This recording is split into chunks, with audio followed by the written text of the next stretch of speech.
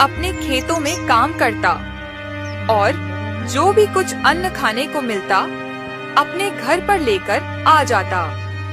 बस भाग्यवान, खेत में जितना भी खरपतवार था वो मैंने एक एक करके सारा हटा दिया है। अब बस बारिश का इंतजार है, पता नहीं ये भगवान कब बरसेगा। आप भी ना छोटी छोटी बातों की टेंशन लेने लग जाते हो। आपकी मेहनत जरूर रंग लाएगी। सुरेश की मानो भगवान सुन ही लेता है और उसी रात जोरदार बारिश होने लगती है। अगली सुबह सुरेश अपने दोनों बैलों और हल को लेकर खेतों की ओर निकल जाता है।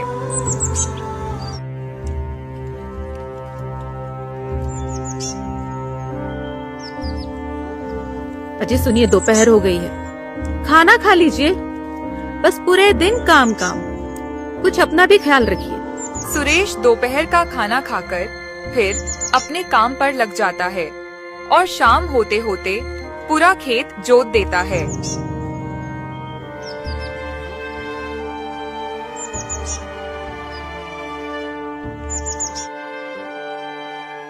चलो, खेत तो मैंने जैसे तैसे जोत दिया है, अब बस ऊपर वाले के हाथ में है। अजी आ गए आप, बैठिए, मैं आपको खाना लगा कर देती हूँ। कमला अंदर से सुरेश को खाना लाकर दे देती है। सुरेश बड़े प्यार से खाना खा लेता है। कमला, मेहनत करके रोटी खाने का अपना अलग ही स्वाद है। अरे ये बातें छोड़िए, आप पिछली बार की तरह वो साहूकार हमारा पूरा धान ले जाएगा, क्योंकि हमने अभी तक उसका ब्याज नहीं चुकाया है। अरे भाग्यवान, आगे का आगे देखेंगे, बस कुछ ही दिन की तो बात है, फिर मैं भी खेती के साथ साथ कोई अच्छा सा व्यापार कर लूंगा। कुछ महीनों के बाद सुरेश की पूरी फसल पककर तैयार हो जाती है। सुरेश सारी फसल को बैलगाड़ी में लादकर खुशी खुशी अपने घर की तरफ रवाना हो जाता है। वो जैसे ही घर पहुंचता है, तभी उस गांव का साहूकार वहां पर आ जाता है। वाह, क्या बात है सुरेश, इस बार फसल अच्छी हुई है। चल एक काम कर, सारा धान मुझे दे दे, मैं तेरा सारा ऋण चुकता कर दूंगा। नहीं साहूकार जी, अगर मैंने सारा धान आपको दे दिया तो फिर हम क्या खाएंगे? अच्छा नमक कराम, मेरा पूरा ब्याज तो तू खा गया, उससे तेरा पेट नहीं भरा, और क्या तू मुझे खाएगा? बाहर शोर शराबा सुनकर सुरेश की पत्नी बाहर आती है। साहूकार जी, हम धान बेचकर आपका पूरा ब्याज चुका देंगे। इन्होंने बहुत मेहनत करी, इस बार हमें माफ कर दीजिए। माफ कर दूं, वो भी तुम लोगों को? क्यों, मैंने माफी की दुकान खोल रखी है? मुझे नहीं पता, मैं इस बार तुम्हारा पूरा धान ले जाऊंगा। तुम लोगों को बहुत दिन हो गया है आराम का खाते खाते। ऐसा बोलकर साहूकार पूरा धान बैलगाड़ी में लदाकर वहां से चला जाता है।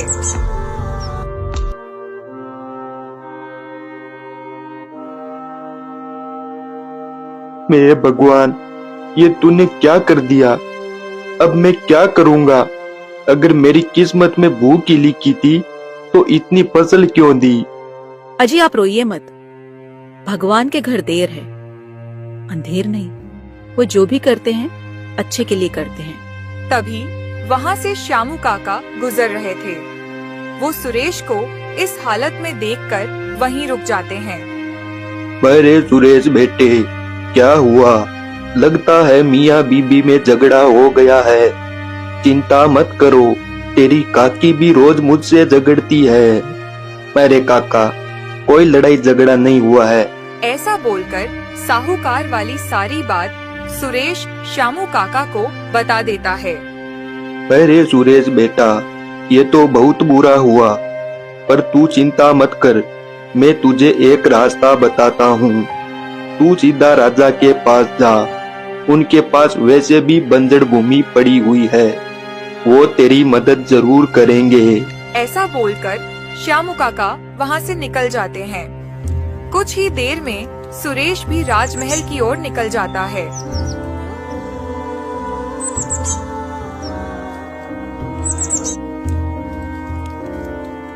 चलते चलते उसे राजमहल पहुंचने में पूरा एक दिन लगा।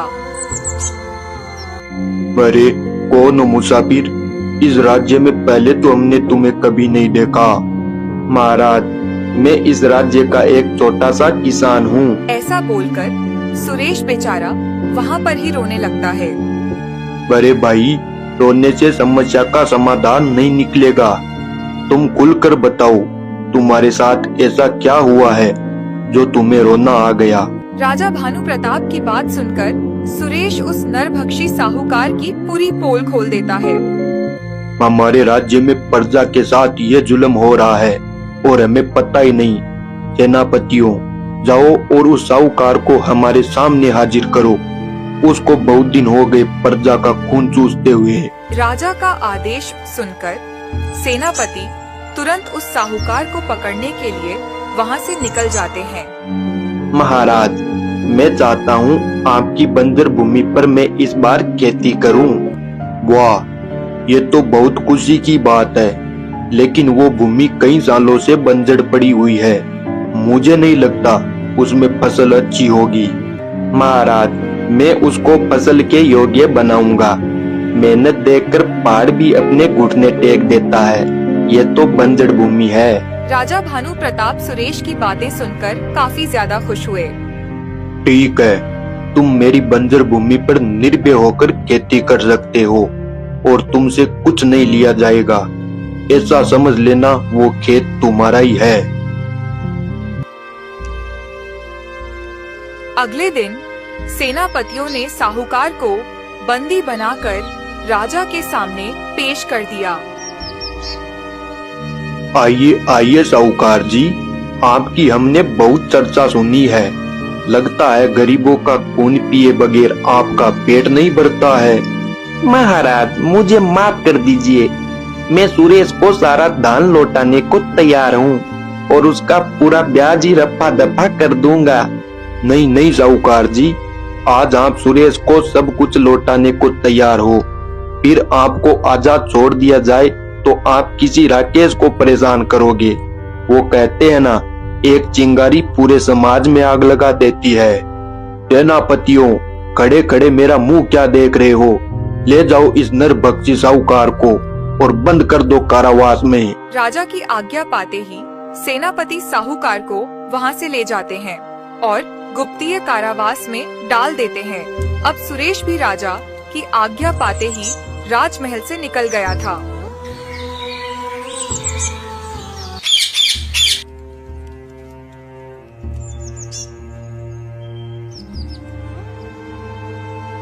अजी, क्या हुआ? आज तो काफी ज्यादा खुश लग रहे हैं। अरे खुशी की तो बात है कमला। अब राजा के खेत में हम खेती बाड़ी करेंगे और उस साहूकार को भी राजा ने कारावास में डाल दिया है। अब हमारा धान कोई नहीं ले जाएगा। अरे वाह, हमें तो पता ही नहीं था हमारे राज्य का राजा इतना दयालु है। बस अब बारिश हो जाए। हाँ कमला, हमारी मेहनत और लगन को देखकर भगवान जरूर बरसेगा। अब सुरेश की मनोकामना भगवान ने एक बार फिर पूरी कर दी। उसी रात जोरदार बारिश हुई और मानो पूरी रात बारिश रुकने का नाम ही नहीं ले रही थी। अगली सुबह सुरेश फिर अपने बैलों को लेकर खेत आ गया था और वो खेत की अच्छी तरीके से जुताई करने लगा। तभी अचानक उसके दोनों बैल एक जगह पैर थाम लेते हैं। अरे क्या हुआ मेरे मोहन और सोवन, जल्दी चलो, हमें और भी तो काम करना है। मुझे लगता है जमीन में कोई चीज ने मेरे हल को जकड़ लिया है। मुझे यहाँ पर खोद कर देखना चाहिए। आखिर ऐसी क्या चीज है जो मेरे मोहन और सोवन को रोक रही है। सुरेश वहाँ पर खुदाई करने लगा और वो देखता है कि वहाँ पर तो एक सोने का घड़ा निकला है। ये देखकर सुरेश जल्दी उस घड़े को उठाता है और सीधा अपने घर की ओर निकल जाता है।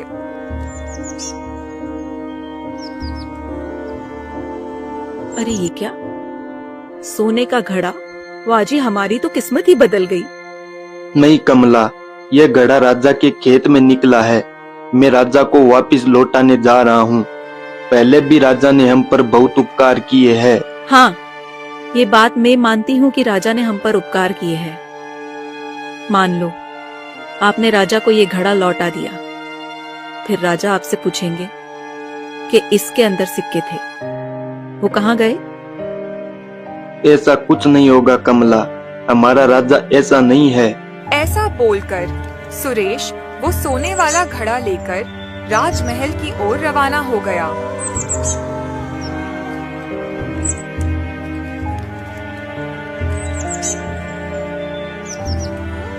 महाराज, मैं जब जुताई कर रहा था तो आपके खेत में मुझे ये सोने का घड़ा मिला है।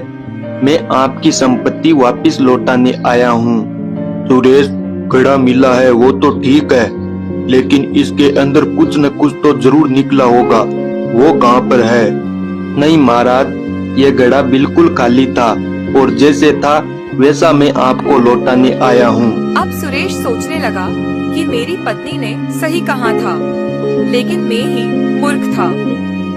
क्या सोच रहे हो सुरेश? जरूर इसके अंदर सोने के सिक्के निकले हैं। तुम खुद बचने के लिए ये घड़ा मेरे पास लेकर आए हो और सोने के सिक्के वहीं पर ही छुपा दिए हो। सेनापतियों, इस लालची किसान को पकड़कर कुछ दिन के लिए कारावास में डाल दो। अब बेचारे सुरेश को झूठे आरोप में कारावास में डाल दिया जाता है।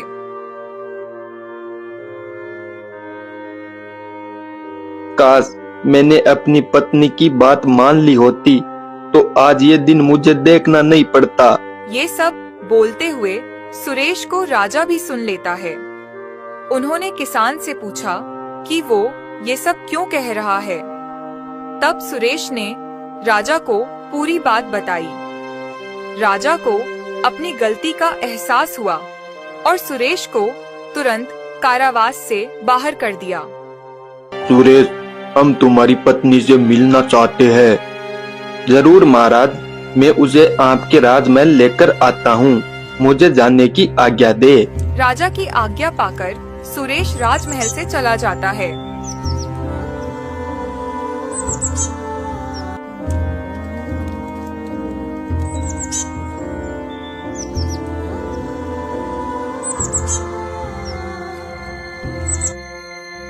कमला से बातें करने के बाद राजा को पता चल गया था कि वो कितनी बुद्धिमान है।